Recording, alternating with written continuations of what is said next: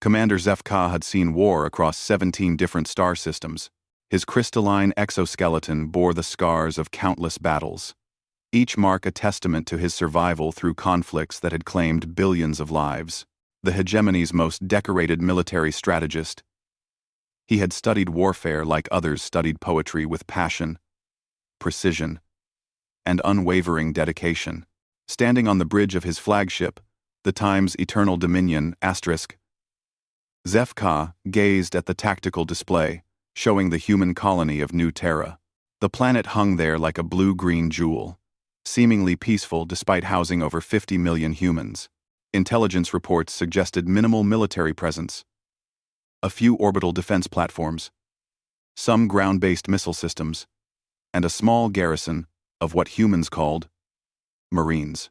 Commander. His aide, Thekvar, approached with measured steps. The preliminary scans are complete. Human military strength is even weaker than our projections suggested. Their technology appears primitive by our standards. Zefka's mandibles clicked in what passed for amusement among his species. Primitive. Yes. But remember, Thekvar, these humans have only recently achieved interstellar travel. Give them credit for reaching this far with such limited capabilities. The truth was, Zefka found humans fascinating. In his extensive military career studying various species, he had encountered the logical Vorthan Empire with their calculated warfare, the honorable Kethari, who fought with rigid codes of conduct, and the savage Rilnok, who knew only bloodthirsty aggression. But humans were different. Their warfare seemed chaotic, unpredictable, almost emotional in nature. Sir, shall we begin the standard siege protocols? Thekvar inquired, his voice carrying the confidence of someone who had participated in dozens of successful planetary conquests. Zefka had perfected the siege method over decades of warfare. It was elegant in its simplicity: surround the planet, cut off supply lines, demand surrender, and wait. Most civilized species recognize the futility of resistance when faced with overwhelming force. The hegemony's fleet of 200 warships surrounding their single world would make the outcome obvious to any reasonable military commander. Send the standard communication, Zefka ordered. Inform them that resistance is futile. They have 72 standard hours to surrender unconditionally. After that, we begin orbital bombardment of military targets. The message was transmitted across all human communication frequencies. Zefka expected the typical response, either immediate surrender or desperate attempts at negotiation. What he received instead puzzled him.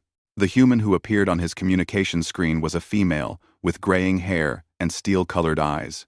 She wore a simple military uniform with minimal decorations, yet something in her bearing suggested significant authority. "This is Admiral Sarah Chen of the New Terra Defense Force," she said, her voice steady and calm. "We've received your ultimatum." "Admiral Chen," Zefka replied formally. "I am Commander Zefka of the Hegemony First Fleet. You face a force that has conquered over 300 worlds. Your situation is hopeless.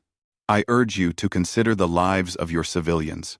Admiral Chen was quiet for a long moment, studying Zefka's image on her screen.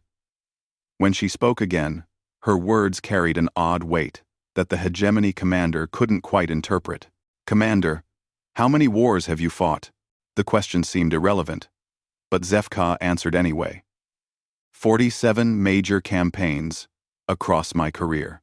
And in those wars, did you ever face an enemy that fought not just for territory or resources, but for their children's right to exist? Zefka's mandibles clicked uncertainly.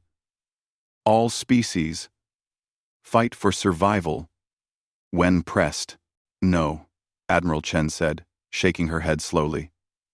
"I don't think you understand. You see warfare as a game of strategy, don't you?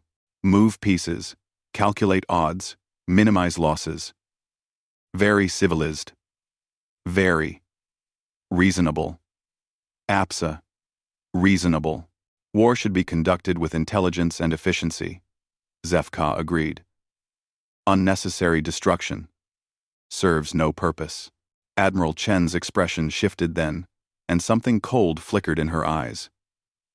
Commander, I need you to understand something about humans before this begins. We don't just fight wars. When our families are threatened, when our children's futures hang in the balance, we don't engage in warfare.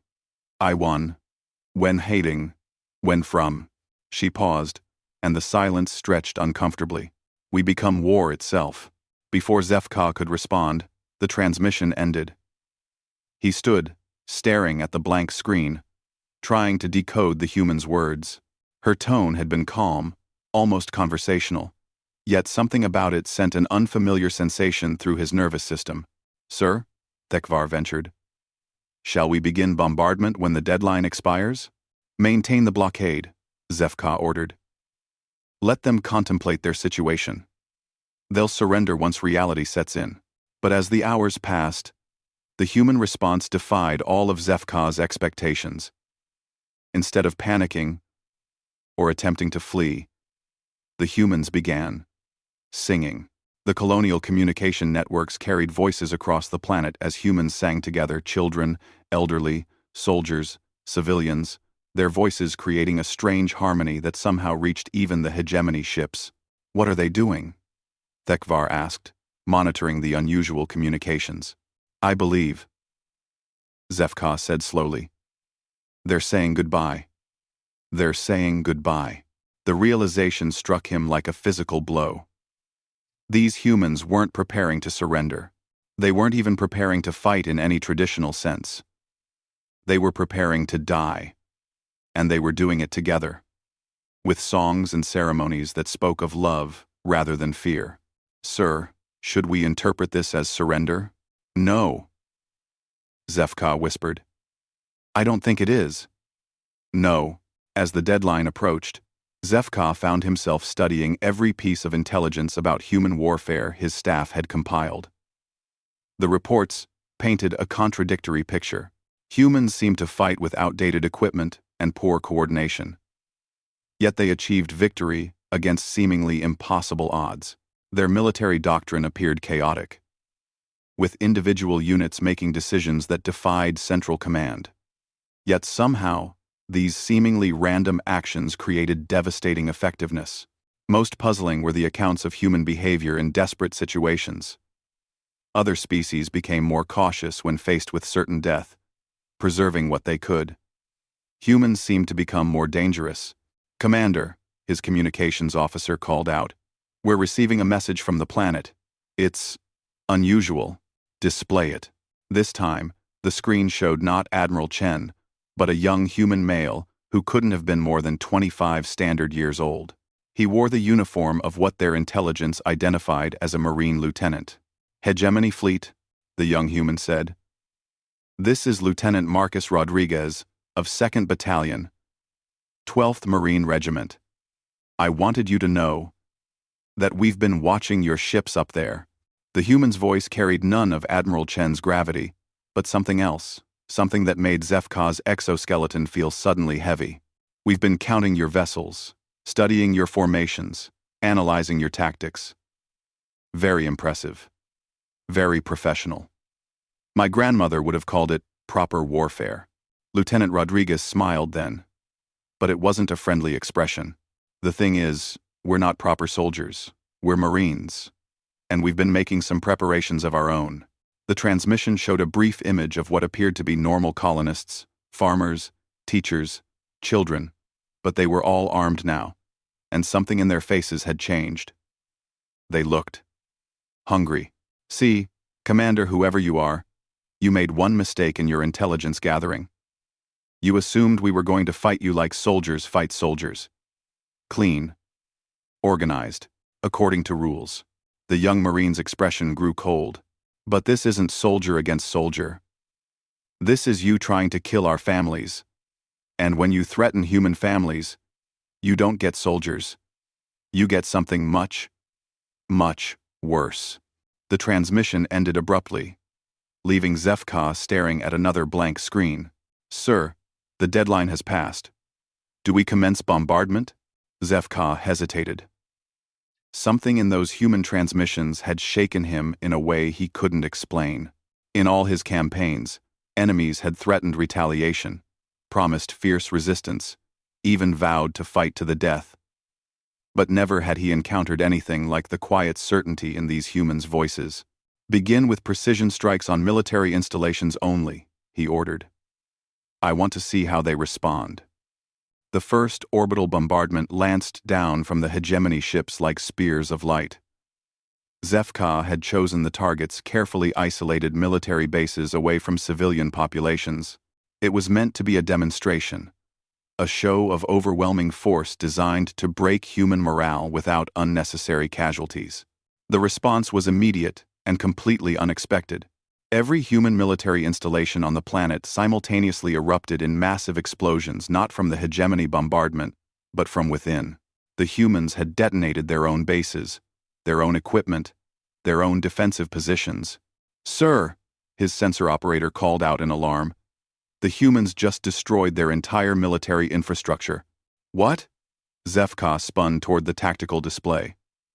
"That makes no strategic sense. Why would they eliminate their own defensive capabilities?" His question was answered 3 minutes later, when the first human assault craft launched from hidden positions across the planet's surface. Not hundreds, thousands of small, crude vessels rising like angry insects from concealed underground facilities. "Sir, we're detecting massive electromagnetic signatures from those craft. They appear to be. Sir, I believe they're suicide vessels."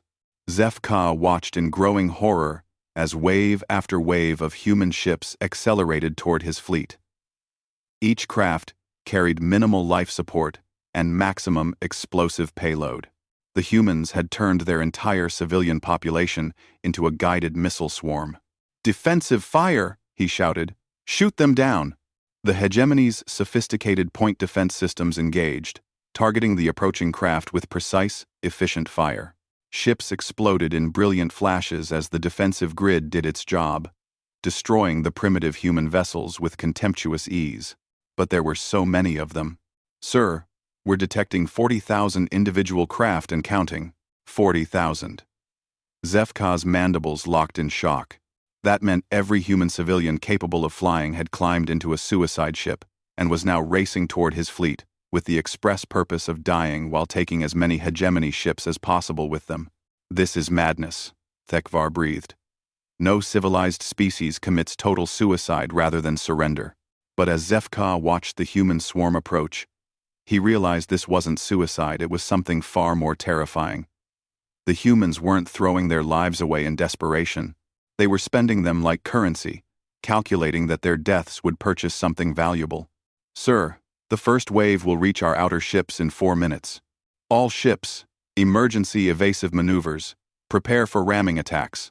The battle that followed was unlike anything in HFY's extensive experience. The humans showed no interest in traditional space combat. They didn't try to outmaneuver or outgun the hegemony ships.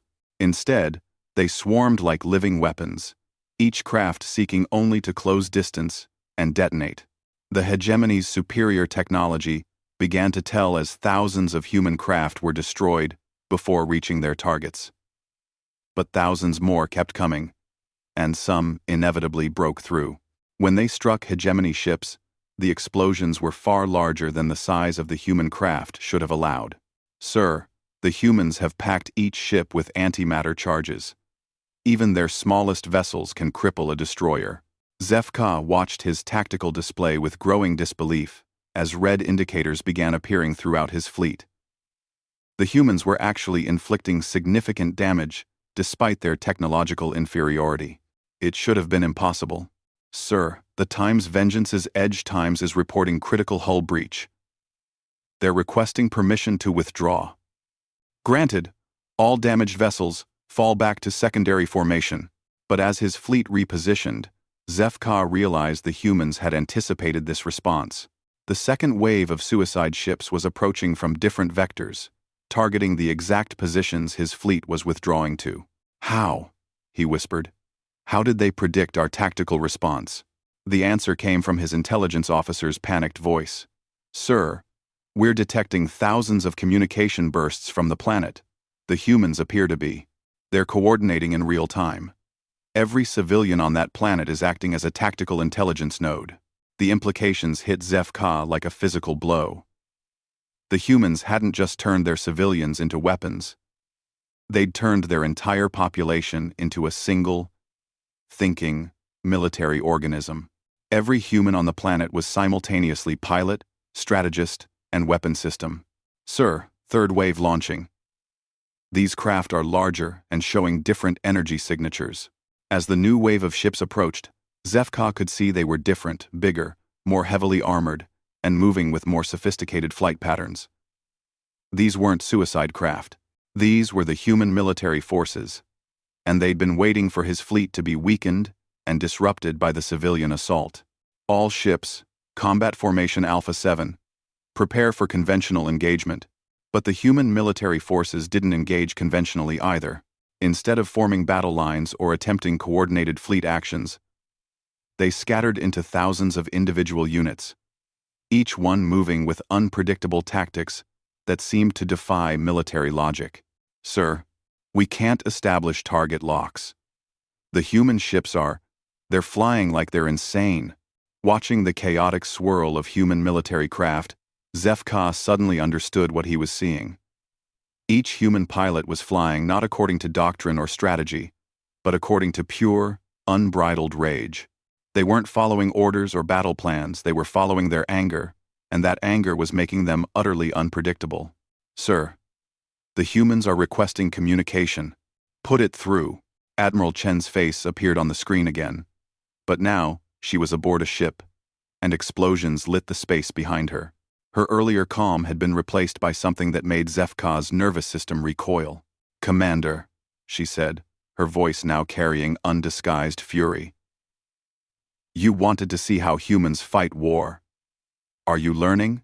The human admiral's words echoed in ZFK's mind as her transmission cut out. Around him, the Bridge of the Times' Eternal Dominion times erupted in barely controlled chaos as damage reports flooded in from across the fleet. "Sir, the Times' Iron Resolve times has lost main power. The Times' Stellar Fist times is venting atmosphere from 17 hull breaches. The Destroyer times' Void Hammer times has been completely destroyed." ZFK stared at the tactical display in disbelief.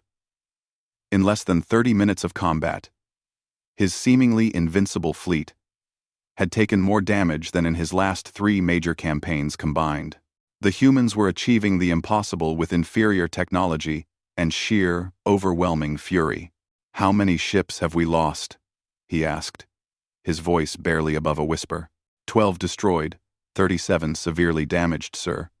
The humans have lost over 15,000 craft, but they keep coming. 15,000 human deaths. And they kept attacking with undiminished ferocity. ZFK had studied the psychology of warfare for decades, and he knew that most species broke long before suffering such losses. The humans seemed to grow stronger with each casualty. "Sir, we're receiving priority communications from Hegemony Command." The main screen flickered to life, showing the imposing figure of High Admiral Korthak, Supreme Commander of the Hegemony's military forces. His ancient exoskeleton was adorned with the honors of 100 victorious campaigns. "ZFK," the High Admiral's voice carried the weight of absolute authority. "I'm monitoring your engagement. What is your tactical assessment?" ZFK struggled to find words that would convey the impossible reality of what he was witnessing. "High Admiral, the humans they're not fighting according to any recognizable military doctrine. Their tactics appear completely irrational, yet they're inflicting significant casualties. Irrational tactics should not be effective against superior technology and discipline." Korthak replied coldly. "Are you suggesting that 200 hegemony ships cannot defeat a single primitive colony?" The question hung in the air like an accusation. ZFK had built his career on strategic brilliance and tactical innovation. The idea that he might fail against such a technologically inferior enemy was almost unthinkable. "No, sir. But the humans are exhibiting behavior patterns unlike any species we've previously encountered. They appear to be treating warfare as a personal vendetta rather than a military objective." High Admiral Korthak's mandibles clicked in irritation. Emotion makes soldiers weak, Commander. Use their irrationality against them. The transmission ended, leaving Zef-Ka alone with his doubts. 6 hours to defeat an enemy that had already proven conventional wisdom useless. He turned back to the tactical display, where new formations of human craft were approaching his fleet. Sir, sensors are detecting something unusual about this wave. The ships appear to be modified civilian vessels, but they're moving in perfect coordination. Zef-Ka studied the approaching formation. Unlike the earlier chaotic swarms, these ships moved with military precision. Yet something about their configuration seemed wrong. They were too spread out, too dispersed to be effective as an attack formation. What are they doing? Thekvar wondered aloud.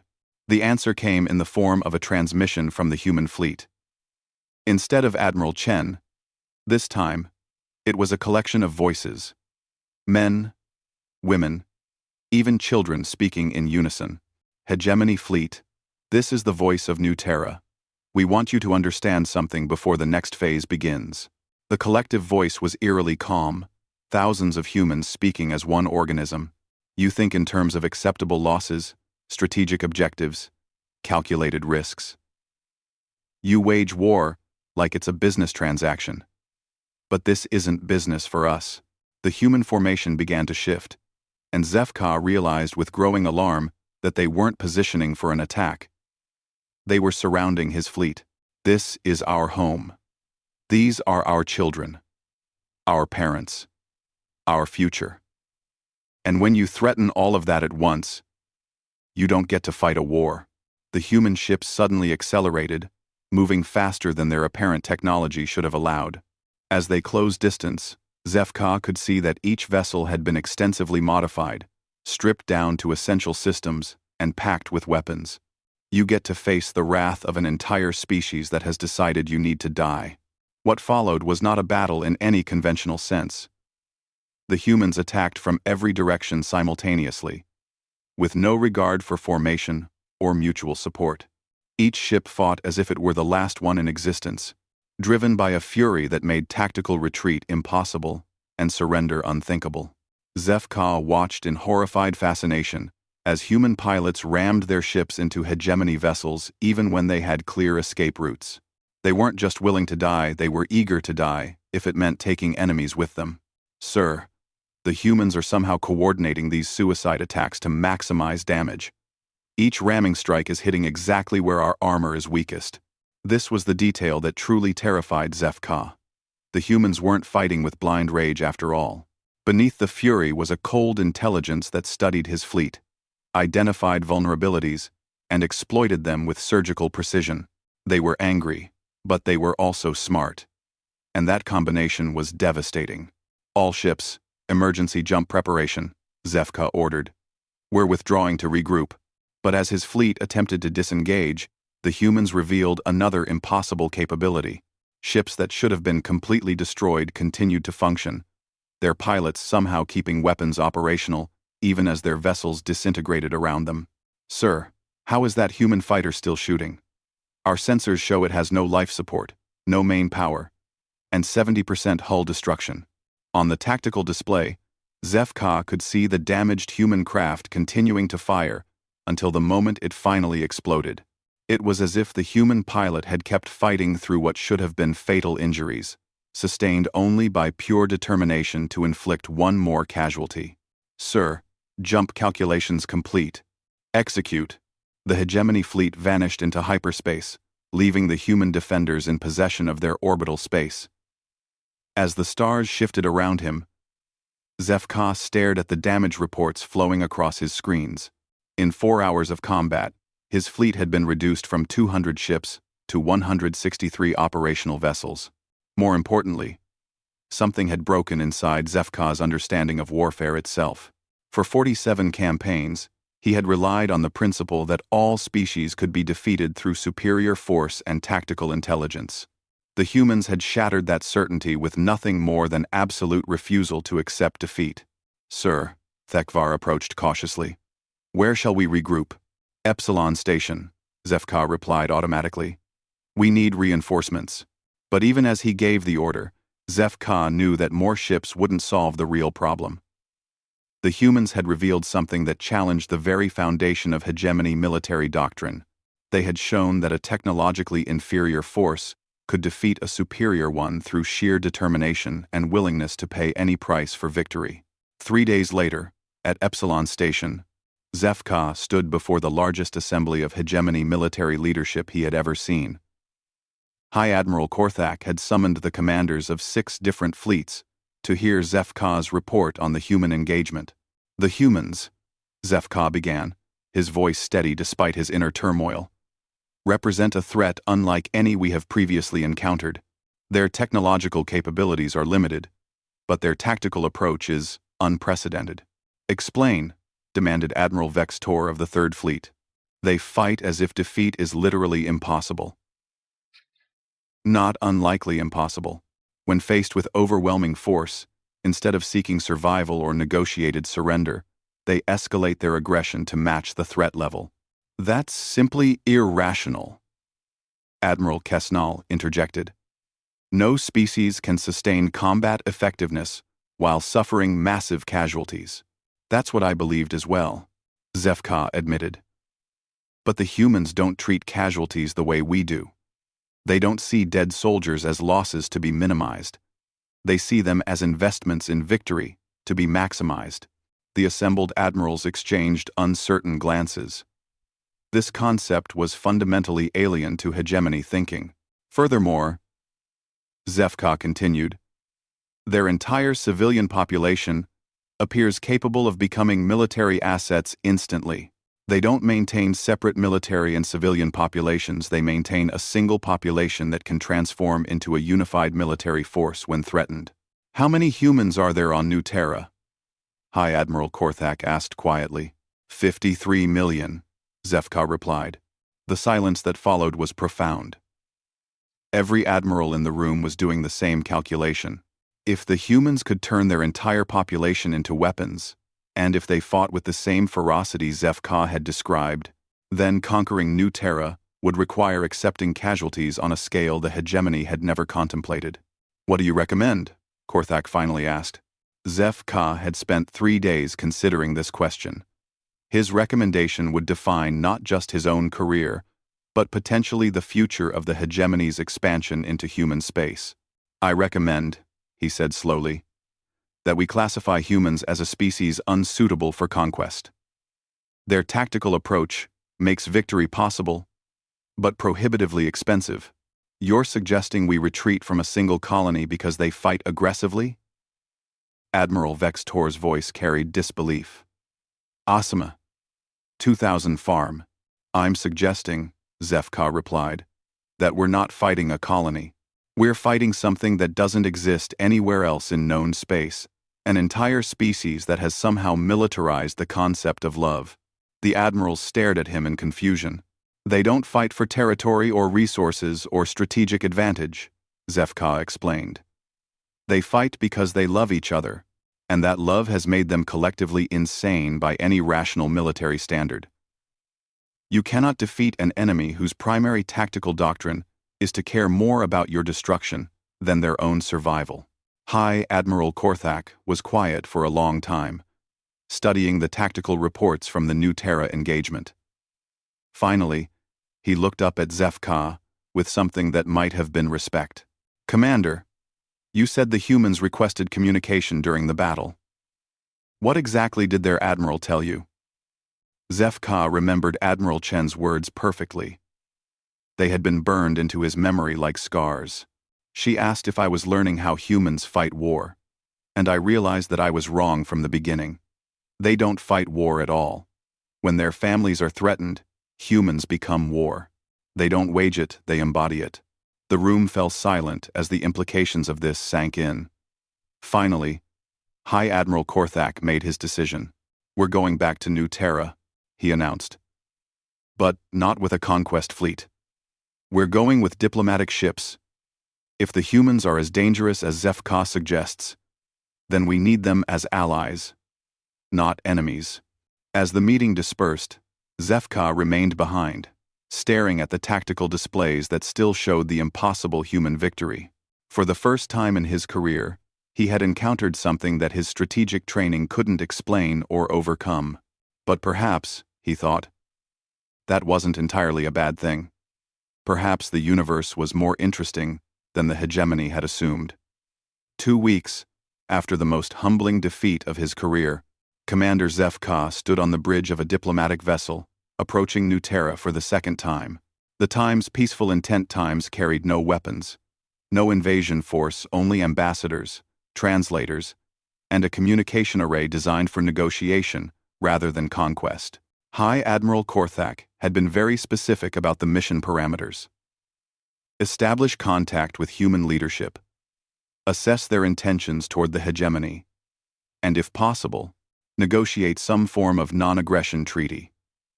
The unspoken directive was equally clear. Find out if the humans represented a threat to other hegemony worlds. "Sir, we're receiving a communication from the planet," the ship's communications officer announced. "Display it." Admiral Chen appeared on the main screen, but this time she was clearly planet-side, standing in what looked like a command center. Behind her, HFY could see humans working at various stations, but their activity seemed relaxed, almost casual. It was hard to believe these were the same people who had fought with such devastating fury just days before.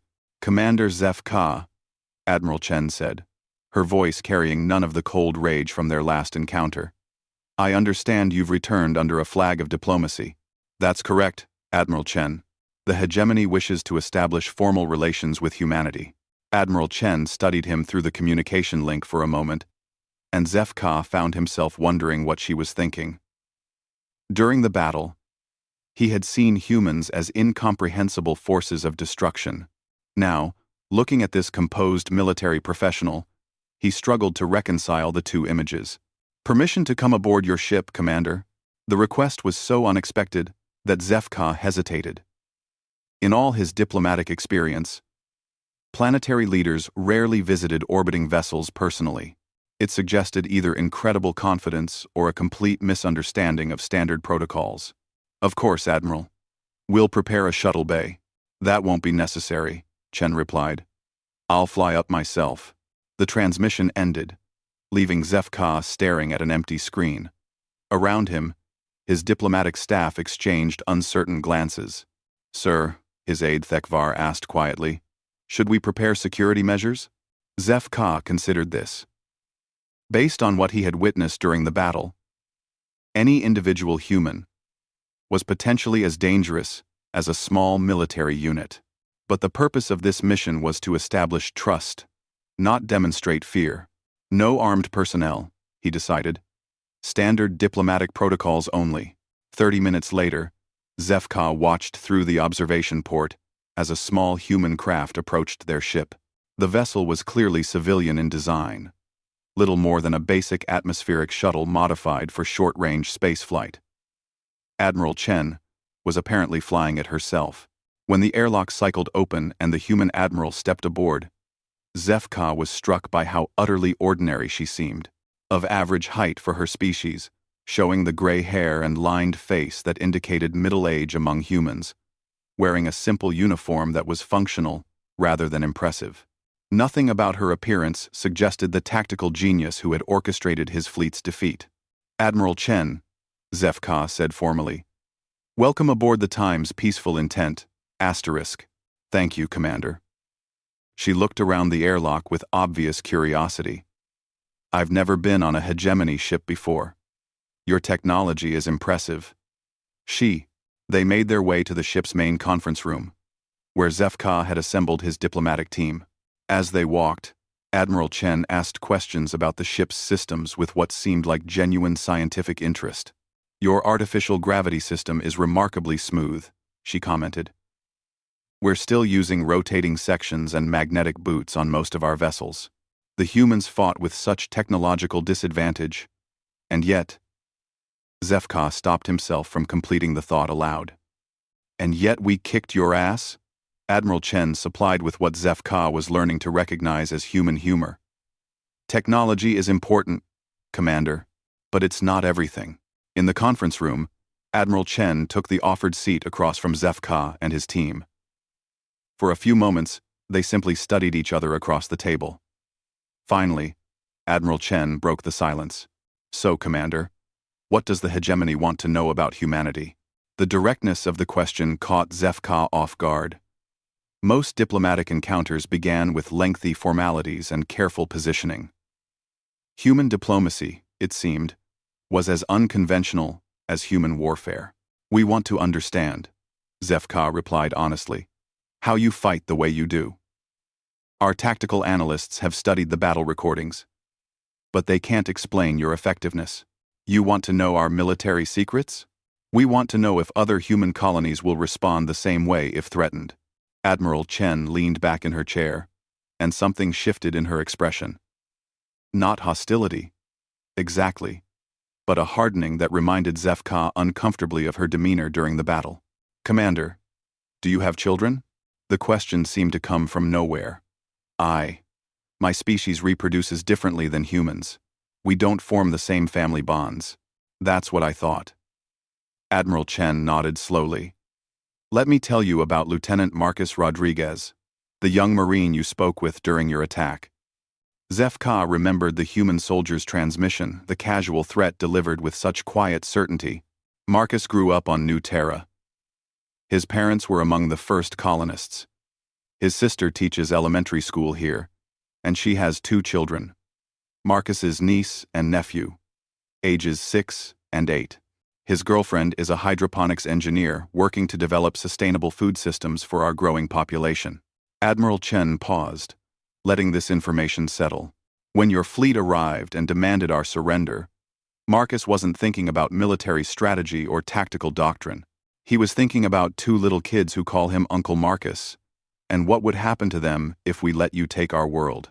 I understand that personal motivation can influence combat performance, Zefka said carefully. Arga. No. Admiral Chen shook her head. I don't think you do understand. Marcus wasn't just motivated by love for his family. He was transformed by it. When you threatened those children, Marcus stopped being a person who happened to be a soldier. He became something else entirely. She stood and walked to the conference room's viewing port, looking out at the stars. Every person on New Terra has someone they love. Parents, children, spouses, friends. When you demanded our surrender, you weren't just threatening 53 million individuals. You were threatening the most important thing in the universe to 53 million people. Admiral Chen turned back to face Zefka directly. That's what you faced, Commander. Not an army, not even a population.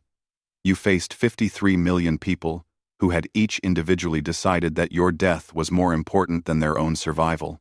The words hung in the air like a challenge. Zefka found himself thinking about his own motivations during combat. He fought for duty, for honor, for the advancement of hegemony interests. Important things, certainly, but abstract concepts. The humans had fought for something much more immediate and personal. Admiral, he said slowly, are you telling me that all humans would fight this way if their families were threatened? I'm telling you that love makes humans dangerous in ways your military analysts can't quantify. We don't fight harder. When we're desperate, we fight differently. We stop thinking about acceptable losses and start thinking about necessary victories. Thekvar leaned forward. But surely, there are limits to this response. Some threat level where humans would choose survival over resistance? Admiral Chen's smile was not entirely friendly. You're asking if there's a point where humans become reasonable instead of protective. The answer is no. The more you threaten what we love, the more dangerous we become. It's not a rational response, it's a biological one. She moved back to the table and sat down again. Commander, I need to ask you something, and I need you to answer honestly. Is the hegemony planning to attack other human colonies? The question was direct and dangerous. Zefka realized that his answer would determine not just the course of this negotiation, but potentially the relationship between 2 species. Admiral, the hegemony's expansion has brought us into contact with many species. Our standard practice is to offer membership in our alliance, with the benefits of advanced technology and mutual defense. That's not what I asked. Zefka met her steady gaze. Something about this human's directness demanded honesty in return. Before encountering your people, the answer would have been yes. Colonies that refused hegemony membership were typically conquered to prevent them from becoming future threats. And now? Now we're reconsidering that policy, at least where humans are concerned. Admiral Chen nodded, as if this was exactly the answer she had expected. Good. Because I need you to understand something about humanity that goes beyond military tactics. We're not just willing to fight to defend our individual colonies. We're connected across space in ways that would make attacking any human world extremely dangerous for you. How so? Every human colony maintains contact with every other colony. News, messages, cultural exchanges, family communications. If you attack one human world, every other human world will know about it within days. The implications hit Zefka like a physical blow. You're saying that attacking any human colony would be equivalent to declaring war on all human colonies simultaneously. That's exactly what I'm saying. And now you know how humans fight when we're protecting our families. Imagine how we'd fight if we were avenging them. Wah. The conference room fell silent as Zefka and his team absorbed this information. They weren't negotiating with representatives of a single colony, they were facing an entire species that had somehow maintained unity across interstellar distances. Admiral, Zefka said finally, what would humanity require in exchange for peaceful coexistence with the hegemony? Very simple terms, Commander. Leave us alone, and we'll leave you alone.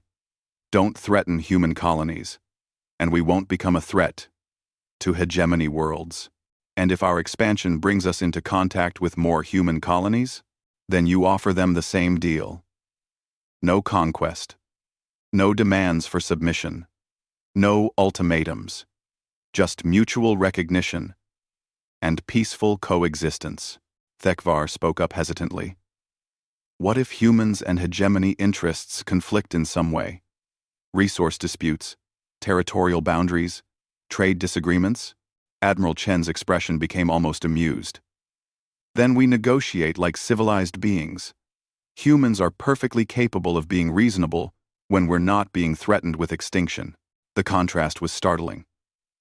During the battle, humans had seemed like forces of nature, unpredictable, destructive, utterly alien.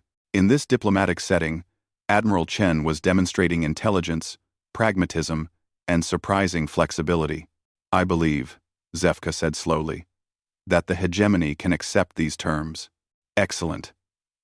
Admiral Chen stood and extended her hand in the human gesture of agreement. There's just one more thing. Commander. Yes? Spread the word among your military that humans aren't interested in being part of anyone's empire, but we're not looking to build one either. We just want to raise our children in peace and explore the universe. As long as everyone respects that, we can all get along fine. She paused at the door of the conference room. But if anyone decides to test whether we were serious about protecting what we love, well, you've seen how that works out. As Admiral Chen's shuttle departed for the planet's surface, Zefka stood at the viewing port, watching it descend toward New Terra.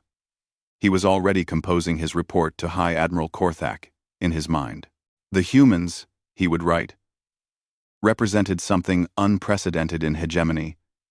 Experience a species that could be completely peaceful or utterly destructive, depending entirely on how they were approached. They asked for nothing except to be left alone, but they were prepared to pay any price to ensure that simple request was honored. Most importantly, they had taught him something about war itself.